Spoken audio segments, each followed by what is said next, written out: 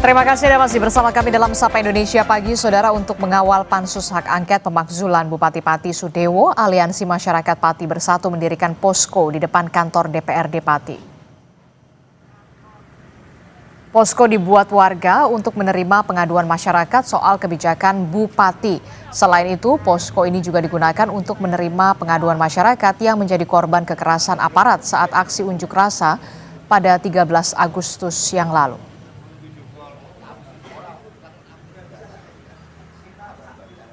Harapannya ya untuk mempercepat kasus hak angket dari DPRD ini agar pelanggaran Mbak Pati Sudewo segera terjadi.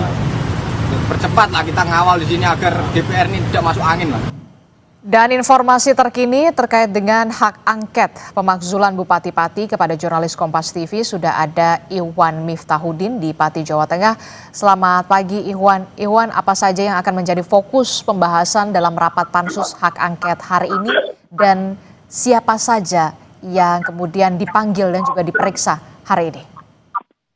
Ya, selamat pagi Adisti dan saudara. Pagi ini pansus hak angket DPRD Kabupaten Pati kembali akan menggelar rapat yang sebelumnya sempat ditunda karena ada rangkaian acara hari ulang tahun kemerdekaan RI yang ke-80, dan hari ini rencananya akan memeriksa dari Badan Pengelola Keuangan Aset dan Daerah Kabupaten Pati yang akan dimintai keterangan terkait tentang kenaikan pajak yang mencapai 250%. Meskipun kenaikan pajak ini sudah dibatalkan, namun DPRD tetap akan memintai keterangan kepada BPKAD dalam hal ini yang menjadi pengelola keuangan daerah. Apa dasar yang digunakan untuk menaikkan pajak tersebut, dan kemudian ada nggak aturan-aturan yang sudah dijalankan sesuai dengan aturan yang ada.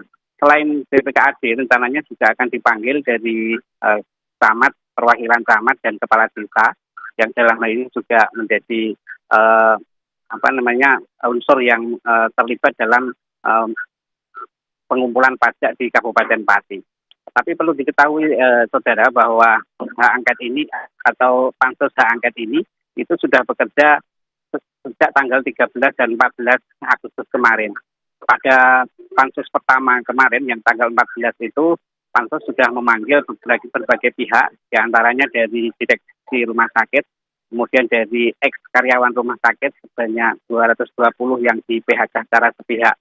Dan nantinya hasil-hasil temuan ini akan dikumpulkan, dirangkum, dan kemudian dijadikan dasar untuk nantinya pansus ini merekomendasikan atau mengirimkan kepada MA. Seperti itu, Adisti. Oke, jadi Anda menyebutkan tanggal 14 Agustus kemarin memang pansus sudah memanggil pihak dari pimpinan RSUD Suwondo, kemudian juga dan hari ini ada BPKAD, begitu ya, Badan Pengelola Keuangan Aset Daerah, untuk dimintai penjelasan soal bagaimana kebijakan kenaikan pajak hingga 250% yang sudah dibatalkan. Nah, kapan sebenarnya? Ini yang jadi pertanyaan, kapan sebenarnya DPRD akan memanggil sang Bupati Pati Sudewo? Ya, terkait tentang pemanggilan Bupati ini sendiri, Ketua Pansus beberapa waktu lalu menyampaikan bahwa kemungkinan akan dipanggil. Namun kapannya ini DPRD masih berhati-hati, artinya DPRD berupaya mengumpulkan dahulu bukti-bukti atau data-data dari aduan-aduan masyarakat. Setidaknya ada 12 poin aduan yang kemarin disepakati untuk dibahas dalam pansus ini. Kalau kita hitung dari kemarin baru kasus RSUD, yang kemudian hari ini kasus tentang kenaikan pajak, kemudian nanti di hari ketiga baru membahas tentang persoalan regrouping dan mutasi pejabat. Nah, ini kemungkinan juga masih akan lama, Adisti. Namun dari pansus menyampaikan meskipun ada banyak tuntutan warga yang harus dicari informasi atau dikonfirmasi kepada yang bersangkutan, Ketua Pansus menyampaikan akan berupaya secepat mungkin untuk menyelesaikan pansus ini. Dan perlu diketahui untuk peta pansus ini di DPRD Kabupaten Pati bahwa Bupati Sudewo ini memang didukung oleh 6 partai yang ada di parlemen, dengan kursi ada 20 kursi. Nah, dari partai-partai tersebut ini masuk dalam pansus. Jadi seperti partai pengusung ini juga terlibat dalam pansus hak angket. Jadi seperti apa nanti hasil dari pansus ini kita akan ikuti bersama dan awasi bersama, Adisti. Oke, Iwan, pertanyaan saya selanjutnya, di mana keberadaan sang bupati ini, Bupati Pati Sudewo, setelah kemarin sudah tidak hadir, begitu ya, katanya sakit, kalau sakit dirawat di mana? Sudah ada informasi atau kabar soal ini?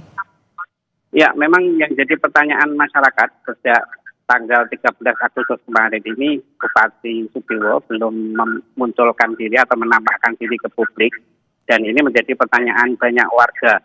Terlebih pada puncak peringatan hari ulang tahun kemerdekaan kemarin, Bupati yang harusnya menjadi inspektur upacara ini tidak kelihatan dan digantikan oleh Wakil Gubernur Jawa Tengah. Wakil Gubernur Jawa Tengah sendiri menyampaikan bahwa dia diutus oleh Gubernur Jawa Tengah untuk menggantikan Bupati yang pada kesempatan tersebut sedang meminta izin kepada Gubernur karena dikarenakan sakit.